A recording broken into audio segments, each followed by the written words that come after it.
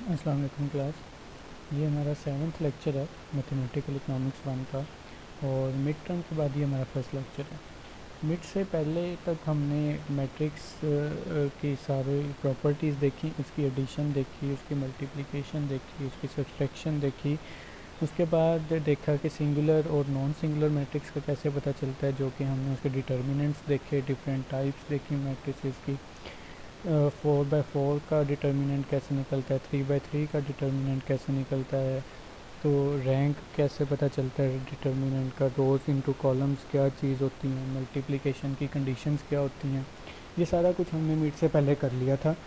अब हम इसको आगे मज़ीद डिटर्मिनेंट के बाद, डिटर्मिनेंट तक हमने मिड तक किया था, डिटर्मिनेंट के बाद हम इसको आगे लेके चलते हैं। अब हम फाइंड करते हैं कि कोफैक्टर्स कैसे फाइंड करते हैं मैट्रिक्स के, और एडजॉइंट मैट्रिक्स कैसे फाइंड होते हैं। कोफैक्टर्स क्या होते हैं मैट्रिक्स के अंदर, और एडजॉइंट मैट्रिक्स कैसे फाइंड किया जाता है, एडजॉइंट मैट्रिक्स।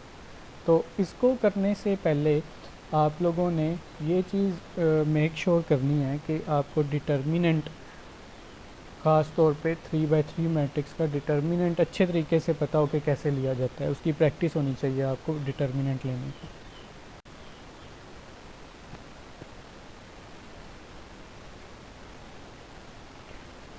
स्टार्ट करते हैं कि कोफैक्टर क्या होता है और उनके थ्रू एडजॉइंट मैट्रिक्स कैसे फाइंड किया जाता है।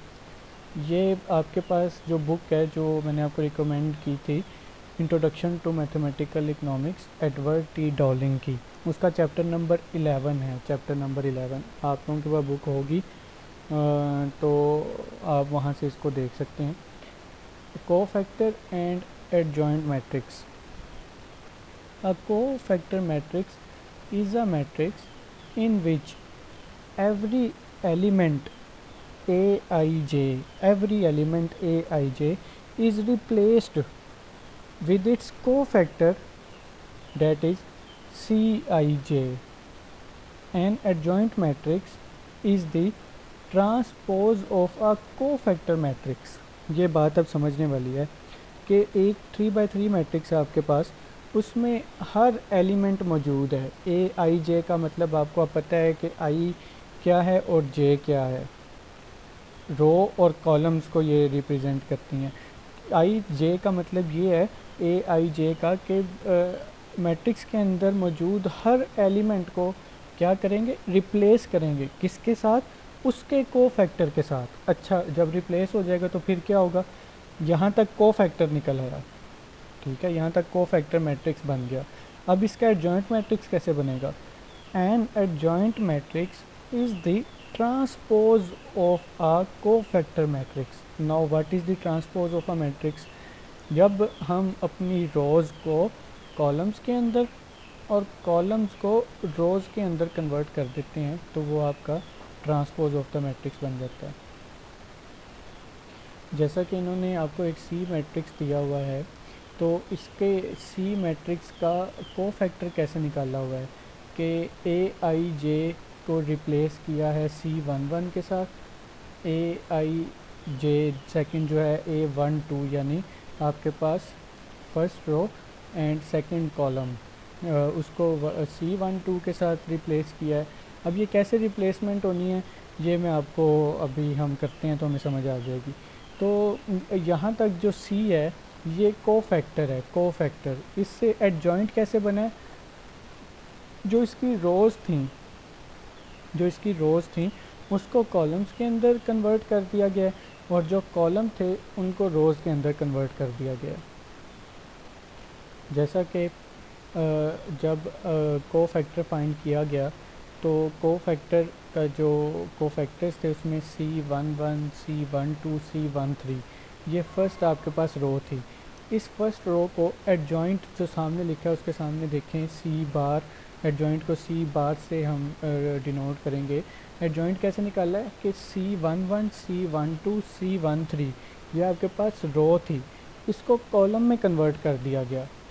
आगे देखें C11, अब कॉलम नीचे की तरफ आए, C12, C13, यानी जो फर्स्ट रो थी C में कोफैक्टर के अंदर वो एडजॉइंट बनते हुए कैसे हो रही है कि वो फर्स्ट रो फर्स्ट कॉलम बन गई है।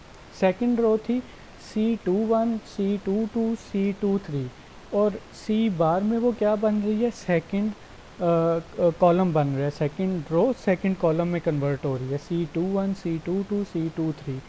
अब ये आपको क्लियर पता होना चाहिए कि रोज़ कौन सी होती हैं और कॉलम्स कौन से होते हैं, ताकि ये रिवाइज़ आपने अच्छे तरीके से करके ये लेक्चर आपने लेना है। ओके, अब हम इसका न्यूमेरिकल करते हैं, प्रैक्टिस करते हैं, हमें बहुत अच्छे तरीके से समझ आ जाएगी।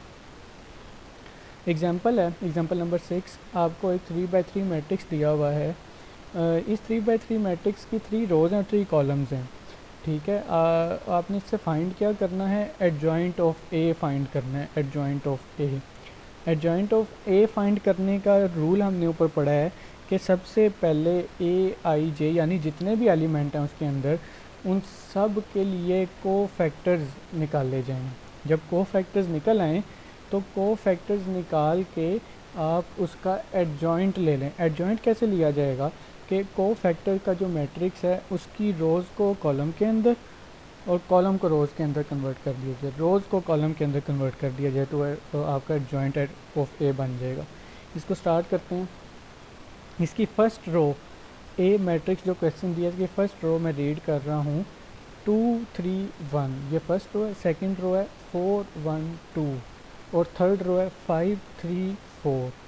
ठीक है, ये 3 रोज़ हैं और फर्स्ट कॉलम इसका बनता है 2 4 5, सेकंड कॉलम इसका बनता है 3 1 3 एंड थर्ड कॉलम इसका बनता है 1 2 4। ओके, सबसे पहले हमने इसके कोफैक्टर निकालने हैं। आपके पास जो A11 है, A1 यानी फर्स्ट रो और फर्स्ट कॉलम, फर्स्ट रो और फर्स्ट कॉलम, उसमें 2 आता है आपके पास, 2। जब आप 2 को ले रहे हैं तो 2 वाली रो, 2 वाली रो यानी 2 की रो कौन सी है, 2 3 1, और 2 वाला कॉलम, कॉलम कौन सा है, 2 4 5, ये दोनों छोड़ देने हैं। जब आप 2 को ले रहे हैं, जो फर्स्ट 2 है A11 जहाँ से मैट्रिक्स स्टार्ट हो रहा है, उस 2 से जब आप स्टार्ट कर रहे हैं कोफैक्टर निकालना, तो इस 2 की रो और इस 2 का कॉलम दोनों छोड़ देने हैं। यानी 2 3 1 भी गया और 2 4 5 भी गया। पीछे मैट्रिक्स में क्या बच गया, पीछे मैट्रिक्स में बच गया 1 2 3 4, 1 2 फर्स्ट रो एंड 3 4 आपके पास सेकंड रो, 2 बाई 2 मैट्रिक्स। तो ये इसका C11 आ गया जो ऊपर हमने निकाला था, इसका फर्स्ट कोफैक्टर आ गया। ये हमने ए आई जे फर्स्ट आपका A11 को 2 को रिप्लेस कर दिया है उसके कोफैक्टर के साथ। इसी तरीके से हम अपने हर एलिमेंट को उसके कोफैक्टर के साथ रिप्लेस कर देंगे। ओके, समझ आ रही है। 2 जो था A112, उसको मैं दोबारा रिपीट कर रहा हूँ कि कैसे कोफैक्टर निकाला है उसका। जब आप 2 से स्टार्ट कर रहे हैं तो 2 वाली रो छोड़ दें। 2 वाली रो कौन सी थी, 2 3 1, और 2 वाला कॉलम भी छोड़ दें, 2 4 5। जब 2 3 1 भी चला गया और 2 4 5 कॉलम भी चला गया, तो पीछे आपके पास बचता है 1 2 3 4। तो 1 2 3 4, ये 2 बाई 2 मैट्रिक्स आपका रिप्लेस हो जाएगा A11 जो कि 2 था उसकी जगह पे।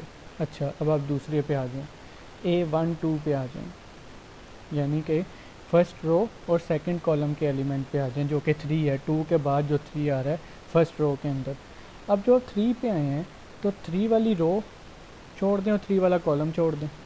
जब 3 वाली रो आप छोड़ेंगे, 3 वाली रो, तो 3 वाली रो कौन सी है, 2 3 1, यानी फर्स्ट रो छोड़ रहे हैं। अब हम 2 3 1 वाली रो छोड़ रहे हैं और यही वाला कॉलम 3 1 3, 2 3 1 भी गया और 3 1 3 भी गया। पीछे आपके पास क्या बचा, 4 2 5 4, 4 2 5 4। ठीक है, तो ये दूसरे आपने एलिमेंट को रिप्लेस कर दिया उसके कोफैक्टर के साथ। अच्छा, अब आप थर्ड पे आ जाएं, थर्ड एलिमेंट पे आ जाएं, A13 पे, यानी फर्स्ट रो और थर्ड कॉलम पे जो एलिमेंट मौजूद है, फर्स्ट रो और थर्ड कॉलम पे जो एलिमेंट है जो कि 1 है। अब 1 वाली रो जो कि 2 3 1 बन रही है, और 1 वाला कॉलम जो 1 2 4 बन रहा है ये छोड़ दें, तो आपके पास क्या बचेगा 4 1 5 3। ये भी 2 बाई 2 का मैट्रिक्स है। इसी तरीके से अब आप आ जाएं दूसरी वाली रो पे, 4 पे आ जाएं। जब आप 4 पे आएंगे तो 4 वाला कॉलम छोड़ दें। 4 वाला कॉलम फर्स्ट कॉलम बनता है आपके पास, जो कि 2 4 5 है, और 4 दूसरी रो बनती है आपके पास 4 1 2। 2 4 5 भी छोड़ दिया, 4 1 2 भी छोड़ दिया, पीछे क्या बचा 3 1 3 4, 3 1 3 4। तो ये इसको रिप्लेस कर दिया इसके कोफैक्टर के साथ। 1 पे जब आप आएंगे तो 1 वाली रो और 1 वाला कॉलम दोनों छोड़ दें, पीछे बचेगा 2 1 5 4। फिर आप 2 पे आएंगे तो 2 वाली रो और 2 वाला कॉलम छोड़ दें, तो आपके पास 2 3 और 5 3 बच जाएगा। इसी तरीके से 5 पे आएंगे तो 3 1 1 2। जब आप 3 पे आएंगे तो 2 1 4 2, और जब आप 4 पे आएंगे तो 2 3 4 1। अच्छा, यहाँ तक आपने कोफैक्टर्स निकाल दिए। अब हमने इनके साइन असाइन करने हैं, साइन हर कोफैक्टर को साइन असाइन करना है। जो पहला कोफैक्टर था A11 की जगह, जहाँ से हमने स्टार्ट किया था 1 2 3 4, जो 2 की जगह रिप्लेस किया था, उसको आपने प्लस साइन दे देना है, प्लस। उसके बाद minus plus minus plus minus plus minus plus, ये आपने ख्याल रखना है। पहला आपने स्टार्ट करना है प्लस से, दूसरे का साइन माइनस का, तीसरे का साइन प्लस का, चौथे का साइन माइनस का, पांचवें का साइन प्लस, फिर माइनस, फिर प्लस, फिर माइनस, फिर प्लस। ये आपने साइन असाइन कर देना है इनको, हर कोफैक्टर को साइन प्लस माइनस के साथ। अच्छा, अब क्या करना है, अब इन कोफैक्टर्स के डिटर्मिनेंट्स ले लेने हैं, डिटर्मिनेंट्स। अब 2 बाई 2 मैट्रिक्स अब बहुत आसान है, डिटर्मिनेंट 2 बाई 2 का। जब आप 1 2 3 4 का डिटर्मिनेंट लेंगे, 4 1 ज़ा 4 माइनस 3 2 ज़ा 6, 4 माइनस 6 का आंसर -2 आएगा। वो देखें इज इक्वल टू के जो दूसरी तरफ आपके पास मैट्रिक्स बनता जा रहा है वो इसके डिटर्मिनेंट आ रहे हैं, जो कि -2 आ गया। उसके बाद नेक्स्ट का 4 4 2 और 5 4 का डिटर्मिनेंट जब आप लेंगे, 4 4 ज़ा 16 माइनस 5 2 ज़ा 10, 16 माइनस 10 6, लेकिन बाई साइन सॉरी माइनस का था, साइन जो है बाई माइनस का था। 6 आंसर है डिटर्मिनेंट, लेकिन उसके बाहर साइन माइनस का था तो वो -6 हो गया। उसके बाद 4 3 ज़ा 12 माइनस 5 1 ज़ा 5, तो 12 माइनस 5 इज इक्वल टू 7। इसी तरह हर को फैक्टर का उसके साइन के रिगार्डिंग, साइन बाहर माइनस जिधर होगा उसको माइनस से मल्टीप्लाई करना है। वो जब आप डिटर्मिनेंट ले लेंगे तो आपके पास को फैक्टर आ जाएगा।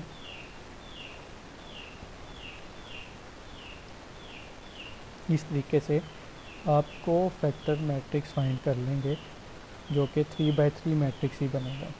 अच्छा, यहाँ तक तो को फैक्टर आ गया। अब इस को फैक्टर मैट्रिक्स से एडजॉइंट मैट्रिक्स कैसे बनाना है, इस को फैक्टर मैट्रिक्स से एडजॉइंट मैट्रिक्स कैसे बनाना है। इस को फैक्टर मैट्रिक्स का आप क्या करें, ट्रांसपोज ले लें। ट्रांसपोज कैसे लेना है, जो आपकी रोज़ हैं उसको कॉलम में कन्वर्ट कर दें। कैसे, जो आपके पास को फैक्टर मैट्रिक्स आया था उसकी फ़र्स्ट रो देखें ज़रा क्या थी, -2 -6 -7, ये फ़र्स्ट रो थी। इसको फर्स्ट कॉलम बना दें। जब ये फर्स्ट कॉलम बनेगा तो इसका पहला कॉलम आपके एडजॉइंट मैट्रिक्स का क्या बन जाएगा, -2 -6 और 7। अच्छा, दूसरी रो क्या थी आपके पास, -9 3 एंड 9, ये दूसरी रो थी, इसको दूसरा कॉलम बना दें। दूसरा कॉलम -9 3 और 9 बन जाएगा आपके पास एडजॉइंट ऑफ ए मैट्रिक्स सी बार की अब मैं बात कर रहा हूँ। अच्छा, तीसरी रो क्या थी कोफैक्टर मैट्रिक्स की, 5 0 एंड 10, इसको फिर तीसरे कॉलम में कन्वर्ट कर दें, 5 0 एंड -10, तो ये एडजॉइंट ऑफ ए मैट्रिक्स आपको फाइंड होगी। तो ये प्रोसेस है सारा कि आप एडजॉइंट मैट्रिक्स कैसे फाइंड कर सकते हैं। पहले कोफैक्टर निकालेंगे, कोफैक्टर्स निकाल के उनको साइन असाइन करेंगे प्लस माइनस के हिसाब से। फिर हर मैट्रिक्स का कोफैक्टर्स जो हैं, को मैट्रिक्स जो बनेंगे, कोफैक्टर्स जो बनेंगे उनका आप जो हैं वो डिटर्मिनेंट लेंगे। डिटर्मिनेंट लेने के बाद आपके पास कोफैक्टर आ जाएगा मैट्रिक्स को फैक्टर आ जाएगा, उस को फैक्टर को जब आप ट्रांसपोज कर देंगे, यानी रोज़ को कॉलम्स के अंदर ट्रांसपोज कर देंगे, तो आपके पास जो है वो adjoint of A matrix. Okay, ये एक और एग्जांपल है आपके पास।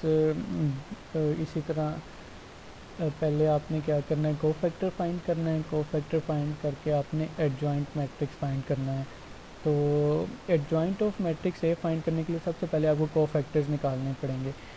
आपके पास ए वन पे कौन सा एलिमेंट मौजूद है, ए जो डी आपके पास क्वेश्चन दिया है, ए इज़ इक्वल टू आपको 3/3 मैट्रिक्स दिया हुआ है, इसमें मैं एलिमेंट पूछ रहा हूँ कि A11 कौन सा है, वो 6 है। A12 कौन सा है, 2। A13 कौन सा है, 7। तो 6 की जगह जब आप को फैक्टर निकालेंगे तो 6 वाली रो और 6 वाला कॉलम छोड़ देना है। 6 वाली रो है 6 2 7 और 6 वाला कॉलम है 6 5 3। ये छोड़ेंगे तो आपके पास क्या बचेगा, 4 9 3 1। इसी तरह जब आप 2 पे आ जाएंगे तो 2 वाली रो 2 वाला कॉलम छोड़ने पीछे आपके पास क्या बचेगा, 5 9 3 1। जब आप 7 पे आएंगे तो 5 4 3 3। जब आप 5 पे आएंगे तो आपके पास बचेगा 2 7 3 1। तो 4 पे आएंगे तो 6 7 3 1। जब आप 9 पे आएंगे तो 6 2 3 3। जब आप 3 पे आएंगे तो 2 7 4 9। नेक्स्ट 3 पे आएंगे तो 6 7 5 9। जब आप 1 पे आएंगे तो 6 2 5 4। और इसी तरीके से प्लस से शुरू हो जाए, plus minus plus minus plus minus plus minus plus. तो इसी तरीके से फिर आपने हर 2/2 को फैक्टर जो हैं मैट्रिक्स जो हैं उनका डिटर्मिनेंट लेने शुरू कर देना है। जब आप डिटर्मिनेंट ले लेंगे तो आपके पास जो है वो को फैक्टर फाइंड हो जाएगा, को फैक्टर मैट्रिक्स फाइंड हो जाएगा। आपने इस को फैक्टर मैट्रिक्स का जो है ट्रांसपोज ले लेना है, यानी पहली रो को पहला कॉलम बना देना है, दूसरी रो को दूसरा कॉलम बना देना है, तीसरी रो को तीसरा कॉलम बना देना है, तो आपके पास एडजॉइंट ऑफ ए मैट्रिक्स आ जाएगा।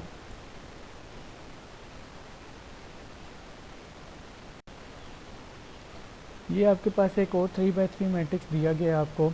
आपने इसका उसी तरीके से को फैक्टर निकालना है और को फैक्टर निकाल के ट्रांसपोज लेके आपने adjoint of A matrix find करना है। तो ये हमने यहाँ तक आज क्या किया है कि हमने को फैक्टर फाइंड करने सीखे हैं और एडजॉइंट ऑफ मैट्रिक्स निकालना सीखा है। ठीक है, तो नेक्स्ट क्लास में हम इन्वर्स मैट्रिक्स निकालेंगे कि इन्वर्स मैट्रिक्स कैसे निकलता है और उसके एग्जांपल्स करेंगे।